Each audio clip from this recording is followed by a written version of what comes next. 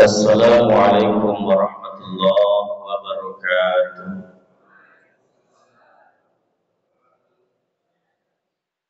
Alhamdulillahi rabbil alamin. Alladzi anzala as-sakinata fi qulubil mu'minin liyazdadu imanan ma'a imanihim. Ashhadu an la ilaha illallah wa ashhadu anna Muhammadar Rasulullah. Subhanaka la ilma lana illa ma 'allamtana innaka antal alimul hakim. La haula wa la quwwata illa billahil aliyyil azim. Segenap pengurus Masjid Darul Aman dan jajaran yang saya muliakan, Bapak Ibu alim ulama, cerdik pandai, tokoh masyarakat, ketua RW, ketua RT, jemaah subuh yang semoga dimuliakan Allah Subhanahu wa taala. Bersyukur kepada Allah dengan mengucapkan alhamdulillah. Pada kesempatan ini kita dalam keadaan sehat walafiat. Semoga saja kita selalu di bawah lindungan Allah Subhanahu wa taala. Yang sakit-sakit semoga disembuhkan.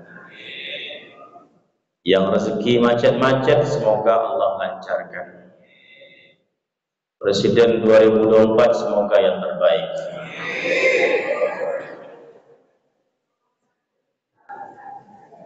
Salawat dan salam kepada Nabi Muhammad sallallahu alaihi wasallam. Allahumma salli ala sayyidina Muhammad wa ala ali sayyidina Muhammad, dan berkirim salam kepadanya. Assalamu alayka ya Rasulullah. Sering kita diingatkan oleh orang-orang tua kita, oleh kawan-kawan kita, oleh para ulama kita, jangan sampai menyesal. Kita mengingatkan anak kita, dah sampai ke titik jenuhnya kita ngomong juga seperti itu. Nak, dengarlah cakap makmu ni, dengarlah cakap ayah ni nak. Besok nyesal ke besok? Guru ngajar mengingatkan muridnya juga seperti itu. Belajarlah baik-baik nak. Besok tak lulus kalian nyesal. Tapi begitu sudah terjadi, itulah yang sangat menyakitkan.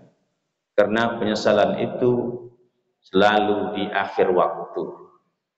Dan dia tidak bisa diambil lagi, tak bisa dijemput lagi karena waktu berjalan terus. Maka Allah ingatkan kita, ati Allah wa ati Rasul, taat kalian kepada Allah, taati Rasul. Cuma Allah tak sebut saja menyesal kalian besok, kata Allah, tak sebut itu. Tapi Allah berulang-ulang mengingatkan, taati Allah, taat kalian kepada Rasul. Itulah bahasa Allah yang ditinjau dari tafsir tasawuf, itu ada sesuatu yang tersembunyi di situ. Kita akan menyesal satu saat karena tidak taat terhadap perintah Allah itu. Hidup ini kan seperti di jalan raya. Jalan terus ke depan, ada saat berhenti. Di saat berhenti itu ada kesempatan untuk berbuat baik. Tidak kita ambil kesempatan itu, begitu berjalan lagi, kesempatan sudah berlalu. Memundur ke belakang, tak bisa. Maka perjalanan kita, alam rahim, lahir ke bumi menjadi bayi, balita, jadi anak-anak, jadi remaja, pemuda, dewasa, tua, lansia, meninggal dunia. Alam barzah, naik ke atas, yaumil ba'as, naik lagi, yaumil mahsyar, naik lagi, yaumil mizan, sampai akhirnya akhirat. Jadi yaumil akhir dengan akhirat itu Pak, dalam kajian kita itu tidak sama. Kalau yaumil akhir, hari terakhir. Akhirat pasangannya dunia. Ada dunia, ada akhirat. Ad-dunya darul amal wal akhirah darul jaza. Nanam pohon kelapa pasti tumbuh kelapa dan buahnya kelapa itulah buahnya. Nanam pohon mangga dia akan tumbuh dan berbuah, buahnya mangga itulah buahnya. Apa yang kita buat di dunia ini, di akhirat itulah yang kita dapatkan. Baik yang kita buat, maka baik pula yang kita dapatkan. Yang buruk kita lakukan, yang buruk pula lah kita dapatkan. Maka itulah dia ibu bapak yang semuliakan, di akhirat itu akhir dari segala perjalanan, berhenti semuanya, waktu tak berjalan lagi, tak ada perubahan dan pertukaran. Yang atu-atu menjadi bujang, nenek-nenek menjadi gadis, anak kecil menjadi gadis, anak laki-laki kecil pun menjadi bujang. Begitulah seterusnya, bahagia selamanya. Hum fiha khalidun, seperti itu selama-lamanya, habis perputaran waktu. Maka Allah ingatkan kita, jangan sampai menyesal. Kesempatan ada tapi tak diambil. 5 hal Bapak Ibu yang semuliakan, yang menjadi penyesalan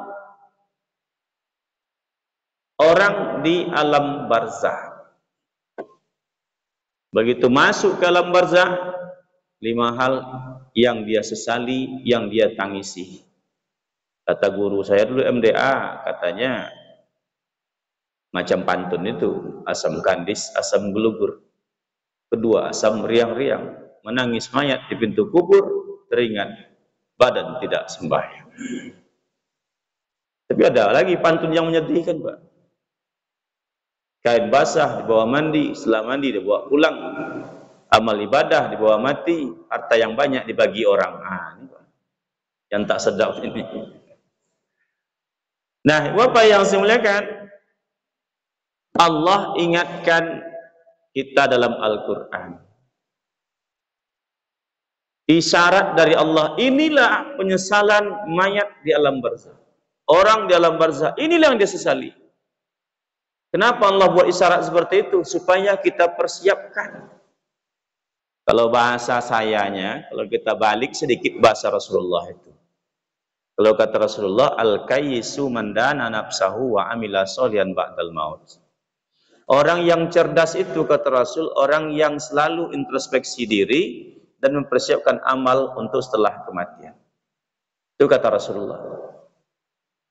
Kalau bahasa sayanya, hanya orang-orang bodohlah yang tidak mempersiapkan diri atas sesuatu yang pasti akan terjadi. Kita pasti akan nyebrang sungai. Tidak ada jalan lain kecuali nyebrang sungai. Tinggal nunggu saatnya saja, kapan kita nyebrang sungai. Orang-orang yang cerdas dipersiapkannya alat untuk nyebrang sungai itu. Ada yang buat sampan, ada yang buat rakit, ada yang siapkan pelampung. Tapi ada orang dia tahu pasti akan menyeberang sungai, tak ada persiapan sama sekali. Kalau bahasa Jermannya, sampai saat besok, manoti boy lah katanya. Tenggelam, mati. Kan ini orang bodoh, Pak. Kita tanya, Bapak yakin enggak kita ini akan mati? Yakin. Tapi apa persiapannya? Enggak ada. Nanti kalau mati gimana? Manoti bola. Maka Bapak yang sebenarnya Nabi ingatkan, orang yang cerdas, lihat perubahan diri, persiapkan amal soleh untuk bekal setelah kematian itu. Kalau tidak ada persiapan, ini yang nyesal. Begitu masuk sungai, orang naik sampan, naik bot, ada naik pelampung, dia timbul tenggelam, airnya tenggelam seperti batu, nyesal. Maka apa yang disesali? Yang pertama, Bapak yang semuliakan, lau kunna na'kilu au nasmi'u ma kunna fi ashabis sa'ir. Tak mau belajar.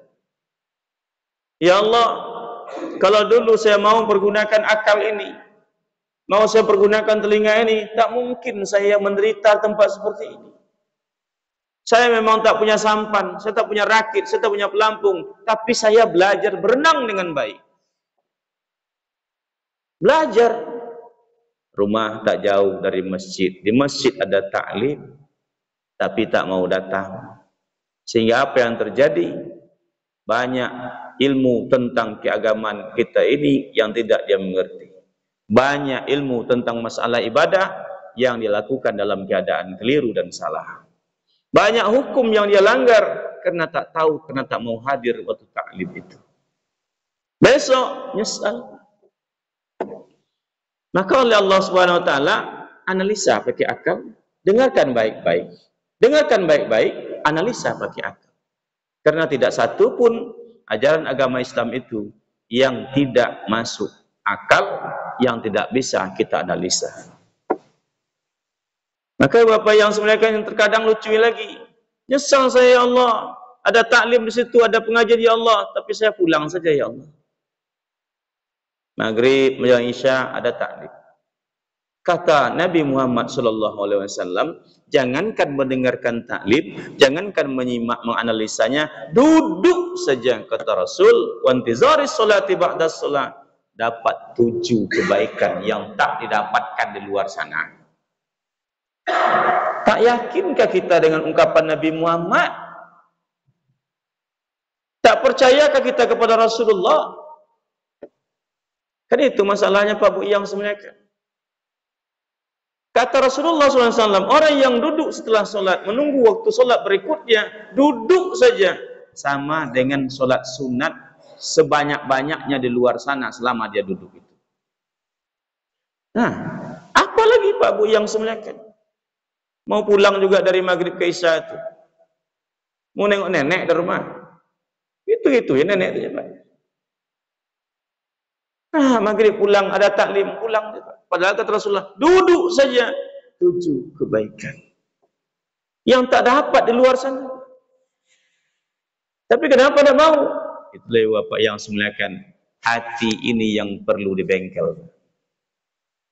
Hati ini yang perlu bengkel. Nabi paling marah betul Bapak yang semuliakan. Al-wulu kata Rasulullah. Kalian berbeda pendapat, boleh. Beda pemahaman, silakan. Tapi tak boleh al-wulu, fanatik buta. Man mata wa bari'um min salas dawal jannah. Orang fanatik buta terhalang masuk surga. Buktinya jelas Pak dalam sejarah. Buktinya jelas. Abdurrahman bin Muljam At-Tamimi itu sahabat Nabi. Dia sahabat dari sahabat Nabi. Dia hafal Al-Quran 30 juz. Setiap malam dia tahajud. Setiap pagi dia sholat duha. Senin Kamis tidak pernah tinggal puasanya. Bahkan menurut riwayat 100.000 lebih hadis Rasulullah itu hafal di kepalanya. Hebat. Tapi kenapa dia bacok Ali bin Abi Thalib ketika menjadi imam salat subuh itu? Ali jadi imam, Allahu Akbar, ruku, dikeluarkannya pedangnya, dibacok dari belakang. Sadis. Sadis. Ali itu siapa? Khalifah yang keempat ketika itu. Ali itu siapa? Sahabat Nabi. Ali itu siapa? Saudara Nabi. Ali itu siapa? Menantu Nabi, suami dari Siti Fatimah binti Rasulullah. Dibunuh. Tak pahamkah dia dengan Al-Quran? Hafal 30 juz. Apa masalahnya? Fanatik buta terhadap kelompoknya Khawarij ketika itu. Apa pemahamannya? Kalau tak sama pemahaman orang dengan kita, berarti orang itu yang salah, kita yang benar. Kalau orang itu salah, berarti orang itu sesat. Orang itu sesat, berarti dia sudah kafir. Kalau kafir, halal darahnya. Itu dia. Man lam yahkum bima anzalallah faulaika humul kafirun. Siapa yang tidak mau berhukum dengan hukum Allah, kata dia, maka orang itu telah kafir. Kalau kafir, boleh dibunuh. Makanya Pak Bu yang sebenarnya kalimat Allah itu tidak salah. Lau kunna na'kilu au nasmi'u ma kunna bi ashabis sa'ir. Analisa. Dengar baik-baik, jangan salah dengar. Waktu pengajian ngantuk, pulang ke rumah tanya atuk, lain pula jawabnya. Nenek-nenek pulang dari masjid, atuk tak pergi ke masjid malam tu. Sampai di rumah tanya atuk, apa kaji buya gitu tadi? Kata nenek, semua orang tua muda besar kecil mesti pakai subang. Subang, subang tu yang pasang sini. Jadi mana subang aku kata tu? Pakailah subang aku di sebelah. Nenek subang sebelah, atuk subang sebelah. Pagi-pagi atuk pergilah belanja ke kedai. Apa kata nak di kedai tu? Enggak lah atuk nampak subang sebelah. Itulah kau tak dengar kaji malam tadi. Memang apa kaji malam tadi? Kata buya kita, tua muda besar kecil mesti pakai subang. Tak itu retuk katanya. Kata nak tadi. Kaji buya kita malam tadi, tua muda besar kecil, laki-laki perempuan mesti sembahyang. Nah kata nenek pakai subang, rupanya nenek tidur waktu pengajian tu. Nah, apa yang semuakan, maka ayat Allah menyebutkan nakilu au nasmi'u, difungsikan dua-duanya. Untuk apa? Agar tidak timbul penyesalan besok di alam barzah. Maka oleh sebab itu Bapak yang semuakan, waktu yang Allah berikan kepada kita, kesehatan yang Allah berikan kepada kita, jangan disia-siakan, terus tambah ilmu, karena menambah ilmu dalam Islam itu hukumnya wajib. Utlubul ilma, datangi, kita yang datang. Makanya Imam Syafi'i mengaku, saya punya guru ribuan, kata dia. Setiap dia datanginya seorang ulama, dapat satu hadis, dia sebut itu sebagai gurunya. Qabiltu, saya terima wahai guru ilmunya. Guru, satu hadis. Sekarang Bapak yang semuliakan, kita dimudahkan dengan situasi sekarang. Tidak kita yang datang ke rumah guru, guru yang kita datangkan ke masjid kita. Begitu mudahnya, Pak. Tambah lagi akses yang lain. YouTube yang namanya, yang inilah namanya, bisa kita buka untuk menambah ilmu, bisa kita ambil ilmu pengetahuannya, kita klik komanya Ustadz ini, muncul dia kajian ini. Kita ambil. Maka Bapak yang semuliakan, orang yang tidak mau memanfaatkan kesempatan itu untuk mendapatkan ilmu tentang agama, maka menyesal di besok di yaumil, di alam barzah. Maka kadang kita akan heran juga ya Bapak yang semuliakan, ada tahsin di masjid tapi tak mau ikut. Didatangkan guru qori nasional, ada tahsin di masjid tapi tak mau ikut. Padahal baca Al-Fatihahnya setiap solat selalu salah. Ada pembelajaran tentang ibadah di masjid, praktek ibadah, tapi tak mau hadir. Padahal setiap solat rukun sujudnya selalu keliru. Kan ini Bapak yang sebenarnya sudah didatangkan tapi tak mau ikut. Inilah orang yang pertama menyesal besok dalam barzah, karena tidak memanfaatkan kesempatan untuk menambah ilmu agama. Datang lagi mungkar nangkir, tanya, "Mana buka?" Tak ada jawaban. "Mana biuka?" Tak ada jawaban. Apa kata dia ni, kata. Awak tak pernah belajar bahasa Arab, kok bahasa Arab pula? Timbul penyesalan. Lau kunna nakilu au nasmi'u ma kunna bi ashabis sa'ir. Ya Allah, kalau mau belajar dulu ya Allah, mau saya mendengar baik-baik, tak mungkin saya tersiksa di tempat yang seperti ini. Isyarat Pak dari Allah Subhanahu wa taala. Supaya apa? Kita tidak menyesal. Nah, kalau sudah berlalu gimana Pak Ustaz? Waktu masih ada, kesempatan masih ada. Kalau umur kita di atas 50, nah berarti sisa-sisanya masih panjang, 13 tahun. Kalau subuh ini umur kita 60, masih ada 3 tahun. Kalau 62,5, ada setengah tahun. Masih ada kesempatan. Nah Bapak, yang kedua, apa yang menjadi penyesalan bagi mayat dalam kubur, dalam barzah? Rabbirji'uni la'anli a'malu sholihan ma taraktu. Ada kesempatan untuk melakukan amal soleh tapi tak mau melakukan. Baik itu yang sifatnya kecil ataupun yang sifatnya besar. Ada peluang, ada waktu, ada kesempatan. Pagi tak ada kegiatan. Tak ada kegiatan pagi itu, sudah pensiun. Anak-anak sudah lepas semua, tak ada lagi di rumah. Tapi tak mau dia duduk sebentar di masjid sambil menunggu waktu Isra atau Syuruk, lalu salat sunat 2 rakaat. Dia biarkan kesempatan itu berlalu. Pagi di rumah tak ada aktivitas, waktu banyak, tak ada yang ganggu. Tak mau solat duha agak 2 rakaat saja. Dia biarkan berlalu. Di meja ada Al-Quran. Duduk di meja dekat kursi itu, ada Al-Quran depannya. Tak pernah dibaca, sibuk megang handphone saja Pak Bu. Waktu ada untuk beramal soleh, tapi dia lewatkan begitu saja. Setiap waktu tak ada halangan untuk ke masjid, tapi tak mau solat berjemaah ke masjid. Ibu Bapak, sebanyak itu hadis tentang solat jemaah, tidak ada satupun Nabi menyebut rugi kalau hadir solat berjemaah. Semua hadis itu menyebutkan untung solat berjemaah. Bukan hanya pahalanya saja, tapi kehidupannya pun menjadi untung dan semakin baik. Belum lagi yang lain-lain Pak. Ada kesempatan untuk beribadah umroh. Kata anaknya, mama ikut umroh, Maya nanti kita yang daftarkan. Tunggu dulu nak, tunggu dulu. Jangan dulu.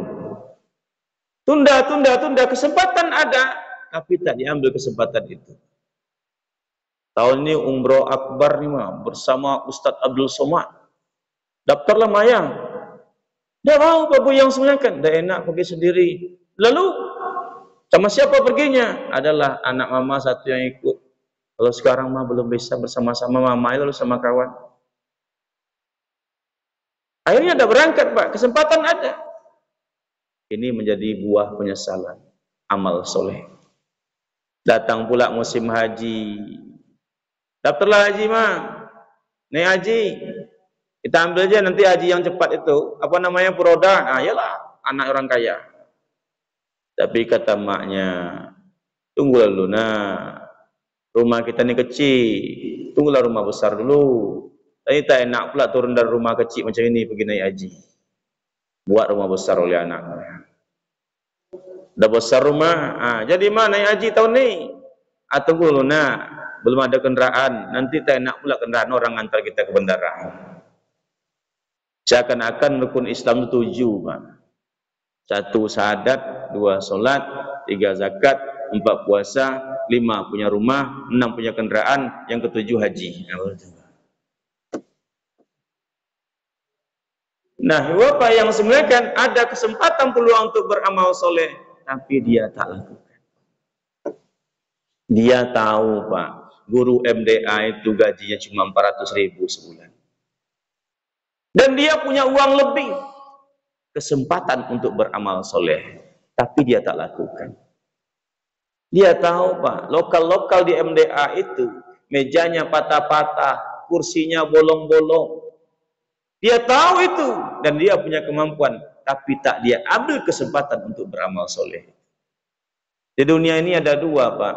1, kita dikondisikan oleh Allah untuk diuji. Yang kedua, terkadang Allah kondisikan kita untuk beramal. Bukan secara kebetulan Allah yang kondisikan seperti itu. Kadang kita kan heran. Apa yang kita herankan? Kok masih ada orang seperti ini? Maaf cakap Bapak yang semuliakan, sudahlah jelek, miskin pula, sombong pula. Kan kita mikir, kok bisa ada yang seperti itu? Padahal Allah sengaja ciptakan yang seperti itu untuk menguji kesabaran kita. Kadang kita baru saja sampai di rumah, capek, lelah, letih, baru mau nyuap nasi sesuap, datang orang ketuk pintu, Assalamualaikum. Waduh, capek kita Pak, lapar, baru nyuap nasi sesuap, Assalamualaikum. Tak buka pintu, rupa minta sumbangan pula. Sengaja Allah ciptakan seperti itu, menciptakan peluang untuk kita beramal. Tidak kenal pula. Maaf Pak, maaf Bu, kami dari Yayasan Yatim Piatu di Rasanta di mana-mana. Kami dalam 2 hari ini mau membuat penyantunan terhadap anak yatim. Maka kami datang sini jual buku ini Pak.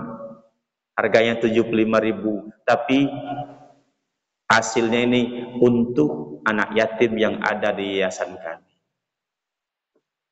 Ada sebagian orang bilang, enggak. Di sini juga banyak anak yatim. Ada sebagian orang yang menjawab, maaf saya tak bisa ikut nyumbang. Buku terlalu mahal.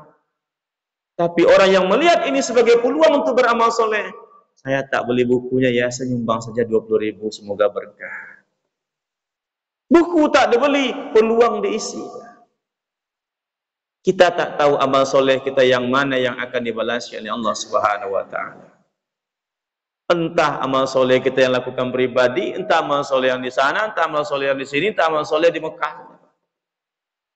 Maka Bapak yang semuliakan, setiap peluang itu bukan secara kebetulan, tapi biiznillah, ada izin Allah di situ. Tak mungkin lah orang tu pergi je ke rumah kita, sebanyak tu rumah, ke rumah kita dia assalamualaikum je Pak.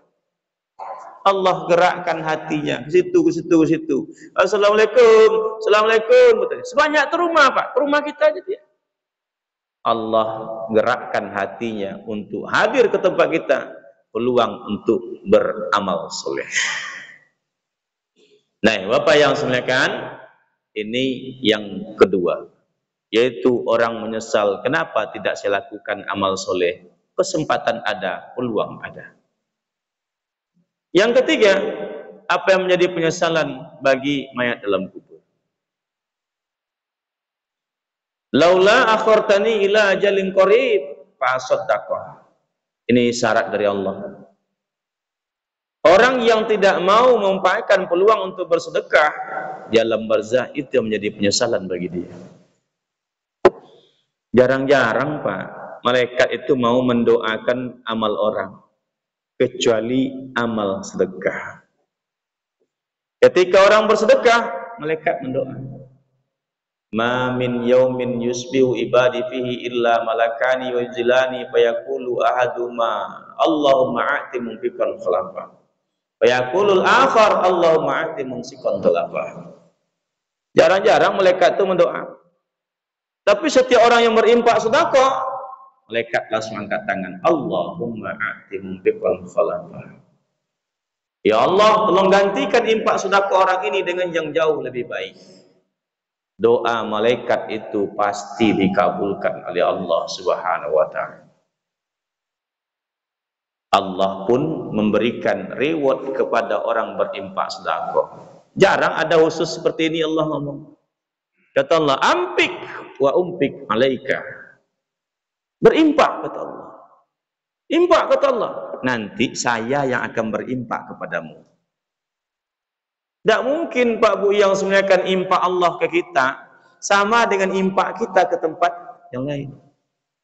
Kenapa demikian? Innallaha ghaniyun hamid. Allah itu maha kaya, maha terpuji. Masa kita impak 10.000, Allah ganti pula kita 10.000? Tak mungkin. Allah ganti sampai 700 kali lipat. Tapi berimpak ini sesuatu yang berat. Sampai-sampai Allah memotivasi kita supaya memberikan impak itu yang terbaik, yang kita cintai. Lan tanalul birra hatta tunfiqu mimma tuhibbun. Kalian akan senang, akan bahagia ketika mampu untuk memberikan sesuatu yang terbaik. Jelas tuh Pak, uang 50.000 dengan uang 10.000, yang terbaik tuh 50.000. Itu jelas. Penilaiannya sama semua, Bapak Ibu saya gitu tuh. 50.000 jelas lebih baik daripada 10.000. Tapi lewat kota impak yang mana kita masukkan? Nah, biasanya yang 10.000 kita masukkan. Nah, makanya Bapak yang semuliakan, sesuatu yang baik kita berikan, baik pula balasannya. Tapi kalau Allah perlihatkan balasannya, di situ timbul penyesalan. Adalah sahabat Nabi yang bernama Su'ban. Orang baik. 5 waktu sholatnya di masjid. Berangkat asar, pulang sholat isya. Waktu kayak kita pergi haji umroh lah Pak. Kalau padat penduduknya di Mekah Madinah itu, berangkat kita asar, maghrib tidak pulang, nanti isya baru pulang. Su'ban di Madinah ketika itu, pulangnya juga seperti itu, bukan karena ramai, tapi karena rumahnya sangat jauh. Kalau menurut riwayat disebutkan 2 jam perjalanan jalan kaki. Berarti dari sini ke Tenggerang lah Pak, kira-kira. Jalan kaki. Nah, Su'ban bawa sepotong roti. Di perjalanan ada yang minta. Dipegang perutnya, minta. Lapar. Karena Su'ban orang baik, Pak. Dibagi 2 itu roti. Ini sangat baik ini yang seperti ini. Mampu dia berbagi 2. Awak saja, Pak, bawa durian 2 biji dari Kampar sana sampai sini, telepon oleh Pak Lurah. Mana durian turun? Tidak dikasih itu, Pak. Pak Lurah telepon itu tidak dikasih itu. Ini sepotong cuma rotinya, dibagi 2. Kan luar biasa tuh hebatnya. Begitu Su'ban ini sakratul maut, Allah perlihatkanlah pahala balasan dari roti yang diberikannya yang separuh tadi. Allah perlihatkan. Apa kata Su'ban? Kenapa tidak semuanya? Masih menyesal, Pak. Sudah sebaik itu, kenapa tidak semuanya saya berikan? Rupanya Bapak yang semuliakan, tidak ada yang tidak tercatat di sisi Allah setiap impak sedekah yang kita berikan itu. Nampak pahalanya besar. Ya Allah, kenapa tidak semuanya saya berikan, ya Allah? Oleh sebab itu Bapak yang semuliakan, begitu pula besok di alam barzakh, kata para ulama, ibadah amal yang paling besar pengaruhnya di alam barzakh ialah sedekah. Maka Nabi kalau bersedekah, kata Nabi, tengok-tengok juga efektif apa tidak. Karena terkadang sedekah itu bukan besar kecil yang dinilai, tapi efektifnya apa tidak. Ittaqun nar walau bisikit tamrah. 1 biji kurma saja, kata Rasul, terkadang mampu menghindarkan orang dari siksa api neraka kalau efektif. Taus, sahabat Nabi bertanya kepada Rasul, "Ya Rasul, ketika takziah itu sedekah apakah yang paling baik ya Rasulullah?" Dijawab oleh Rasul, "Al-ma'," kata Rasul. Dan kita takziah itu, Pak, semalam, 2 malam, 3 malam. Ada sahabat Nabi yang bernama Taus bertanya kepada Rasul, "Ya Rasul, sedekah apakah yang terbaik ketika bertakziah itu ya Rasul?" Langsung Rasul jawab, "Al-ma'," air, minum. Orang bertakziah kita rumah kita sediakan untuknya minum. Ditafsir oleh ulama, disyarah oleh ulama, itu majazi. Kalau ada air berarti ada makanannya. Tidak air kosong saja. Yang kosong itu teh kosong biasanya. Teh kosong. Ada air, ada makanan. Persis seperti Nabi ngomong kepada Siti Aisyah, banyakkan kuahnya. Kalau banyak kuahnya, antar ke rumah orang, berarti ada dagingnya di situ. Bahasa majazi ataupun sindiran. Ibu-ibu marah sama anaknya mau ikut terus ke acara dia. Ini acara penting nak boleh buat anak. Acara apa itu? Acara bawi tak? Nak ikut, kata anaknya. Ikut, pokoknya ikut. Apa kata maknya? Nah, ikut nanti, ribut-ribut di sana nanti ya. Lari-lari ke situ nanti. Kalimatnya menyuruh, maknanya melarang. Ribut-ribut di sana nanti ya. Lari-lari nanti di sana tuh. Kalimatnya perintah, maknanya larangan. Kalimatnya nyuruh banyakkan kuah, maknanya tambah dagingnya. Suruh kasih minum, tapi makna dalamnya jangan minum saja, ada di situ makanannya. Dan sedekah. Jangan pula dibalik, oh tak boleh makan harta anak yatim. Wa akilu malul yatim, memakan harta anak yatim. Ijtanibus sab'ul mubiqat, itu 7 dosa besar. Yang makan makna di situ itu, Pak, 1, menipu. Yang kedua, memang haknya tidak kita berikan. Anak yatim pun kalau dia mau bersedekah, tidak ada larangannya, karena perintah sedekah itu untuk semua kita. Orang mau sedekah, tak kita makan.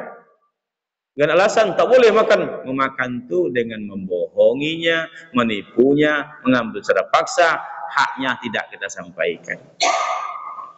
Nah, Bapak yang semuliakan, ini yang ketiga.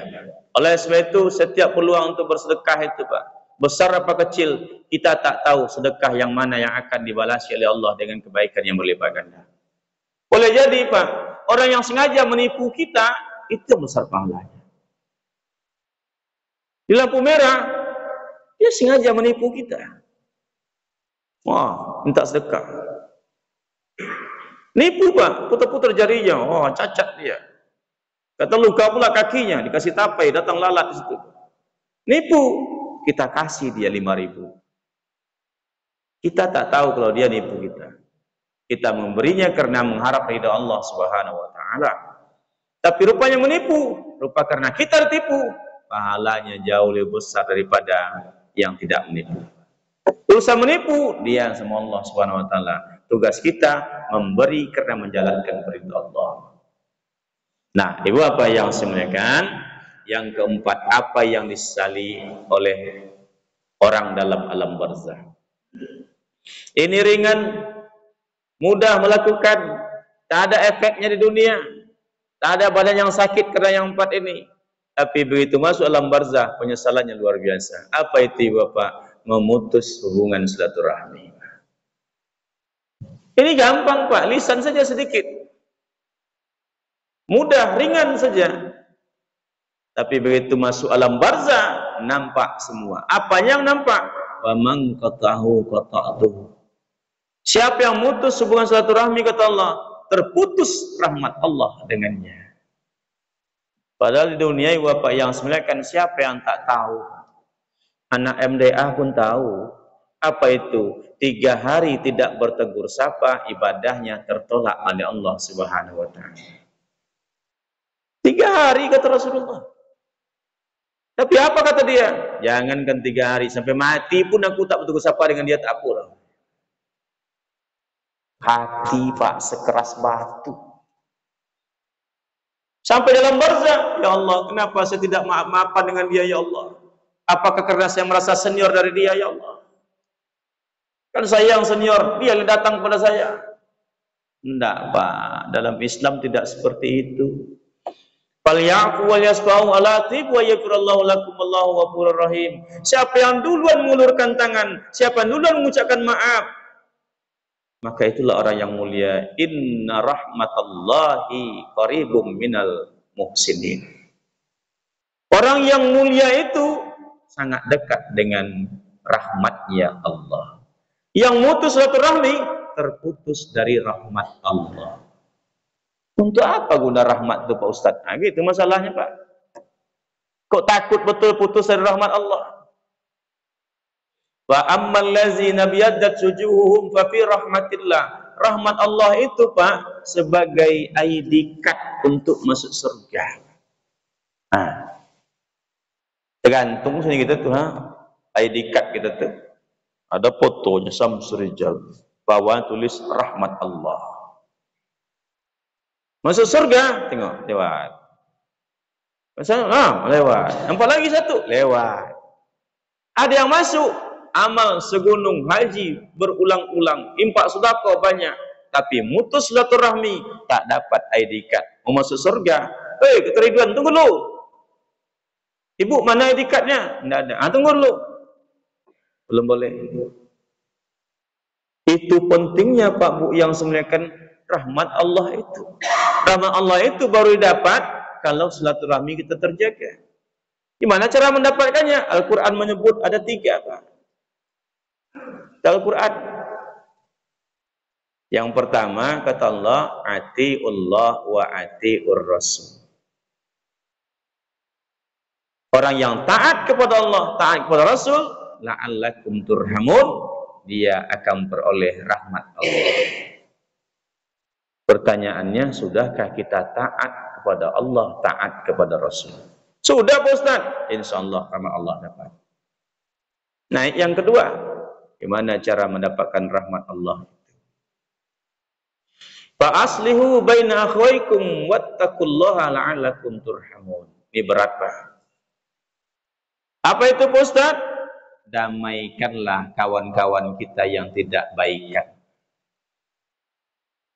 Persatukanlah kawan-kawan kita yang berpecah belah.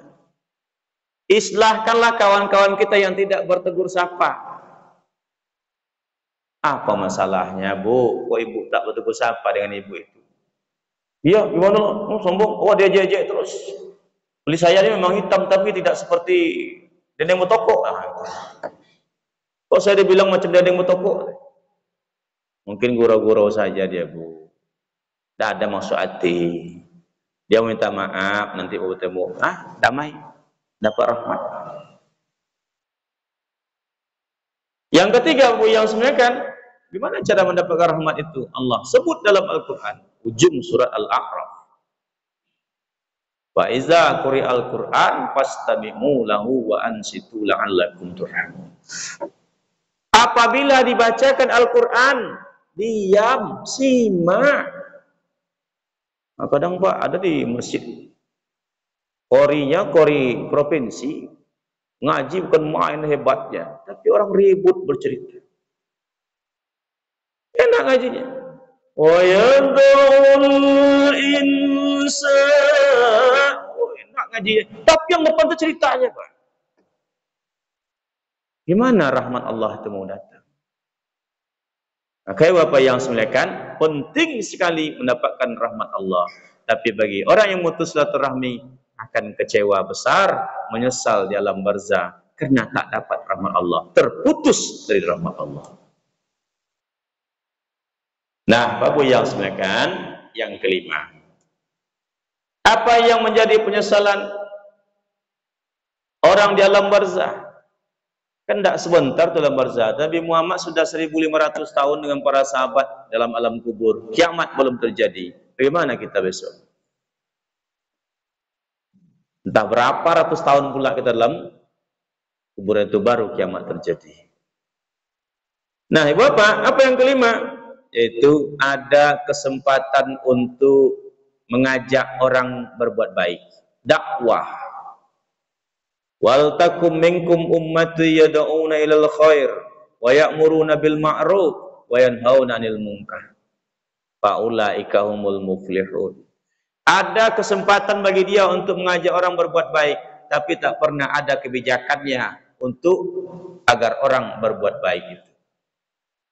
Dia pernah jadi kepala sekolah, dia pernah jadi kepala dinas, pernah jadi camat, pernah jadi ini, tapi tak ada kebijakan yang dia buat agar orang berubah menjadi baik. Paku yang kita tokokkan pakai tangan, bukan paku yang masuk, tangan kita yang luka. Tapi kalau paku ditokok pakai martil, tam, masuk langsung ke dalam. Kalau pemangku kebijakan, para penguasa yang membuat kebijakan, bawahan itu ikut semua. Tuh, tahun 94 dulu banyak tuh Cece pakai jilbab tahun 94. Kenapa ada MTQ nasional di Kota Pekanbaru? Kata Pak Suripto, kita mesti pakai jilbab karena banyak tamu dari luar yang datang ke tempat kita. Oh, Cina-Cina pakai jilbab. Walaupun hanya sementara. Dulu ibu-ibu yang bekerja di kantor, yang jadi guru, semuanya pakai rok pendek dulu. Baju pendek, rambut geribang-geribang. Dulu semakin bergengsi tempat kerjanya, semakin pendek roknya, Pak. Itu pula dulu tuh, Pak. Jadi guru dia, roknya sedikit di bawah lutut. Guru. Kantor wali kota, roknya selutut. Kantor gubernur, sedikit di atas lutut. BCA di atas, jauh di atas lutut. Mall SKA jauh di atas lutut. Saya setiap bulan mengisi pengajian di Mall SKA dan juga di Matahari, termasuk Citra Plaza dulu. Bingung saya mau ngadap kemana saya ceramah. Duduk peletaran seperti ini. Saya duduk di meja, sinilah karyawati itu semua duduk. Yang roknya jauh di atas lutut itu. Sana ngadap tak enak pula. Ngadap ke depan, ya itu pula. Sampai akhirnya Pak Bu yang semuliakan terjadi perubahan itu. Akhirnya mereka permanen setiap imta itu pakai celana panjang, pakai rok panjang, baju panjang, jilbab merah. Sampai hari ini. Oleh Herman Abdullah sebagai wali kota itu, ibu, awak dah tua-tua ni pakailah rok panjang lagi. Kebijakan Pak berubah. Sampai hari ini ada peluang untuk berdakwah, tapi dia tidak lakukan. Ini orang menyesal di alam barzah. Kenapa demikian? Yauma tashhadu alaihim alsinatahum wa aydihim wa arjulahum bima kanu ya'malun. Nanti akan ditanya, dipertanggungjawabkan apa yang dia lakukan di dunia ini. Lisannya akan ditanya. Kami para pendakwah ini pula yang kami takutkan ini, Pak. Hei, Samsurijal, kata Allah. Ya Allah. Kau ceramah kemana-mana? Iya, ya Allah. Sudah disampaikan belum siapa presiden yang harus pilih oleh masyarakat besok? Ini berat. Makanya saya sampaikan pagi ini, Pak. Kan diminta pertanggungjawabnya. Makanya Bapak, Majelis Ulama Indonesia dalam Fatwa MUI 1972 sampai 2000 menjelaskan di situ wajib untuk memilih pemimpin.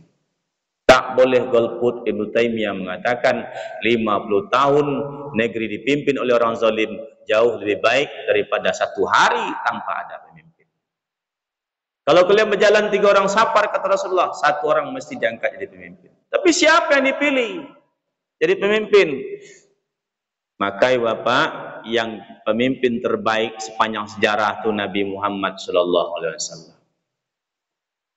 Ada yang seperti Nabi sekarang? Tidak ada. Berarti siapa? Orang yang mencontoh Nabi. Lah itu jawaban Pak.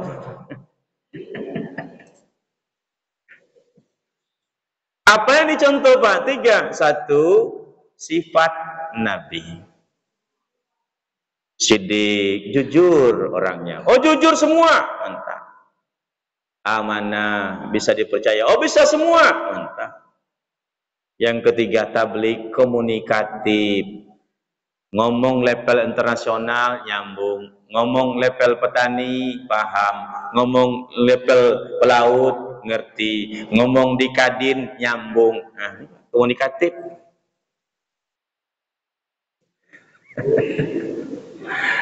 Yang keempat, Bapak yang semuliakan, patona, cerdas, nampak akademisinya, gelarnya itu, nampak praktisinya, pernah jadi ini sukses, cerdas. Nah, semuanya terpenuhi. Yang kedua, ibadah Rasulullah dicontoh apa tidak?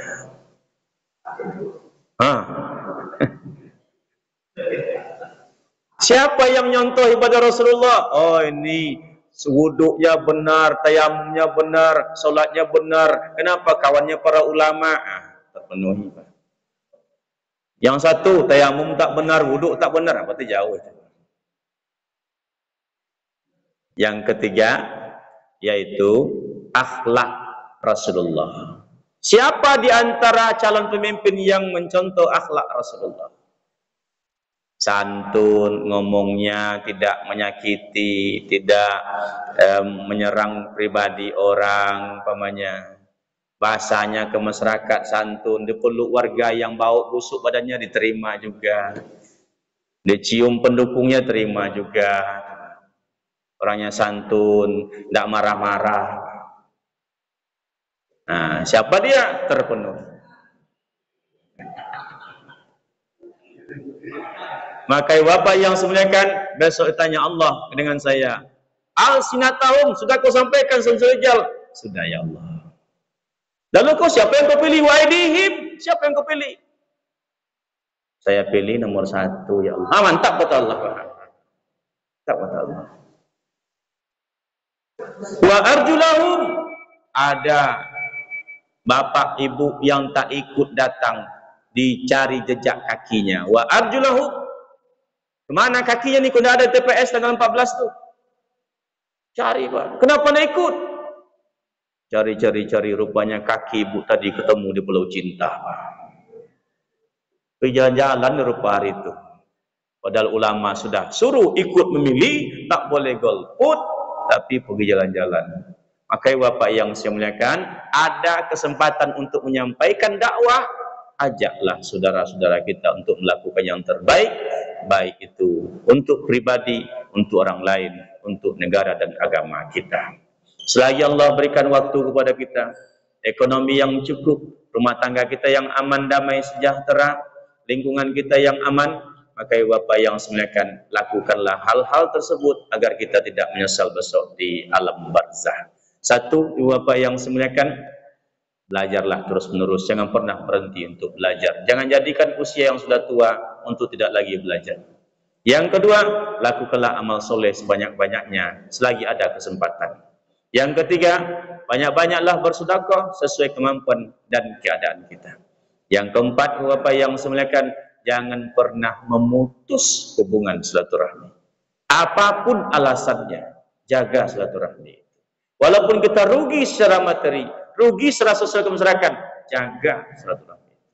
Yang kelima, ajaklah kawan-kawan, saudara kita, famili kita, anak keponakan kita untuk selalu mendekatkan diri kepada Allah, berbuat baik dalam hidup ini. Semoga ada manfaatnya untuk kita semua. Terima kasih atas segala perhatian. Subhanaka Allahumma wa bihamdika, asyhadu an la ilaha illa anta, astaghfiruka wa atubu ilaik. Walhamdulillahirabbil alamin. Wassalamualaikum warahmatullahi wabarakatuh. Waalaikumsalam warahmatullahi wabarakatuh. Terima kasih.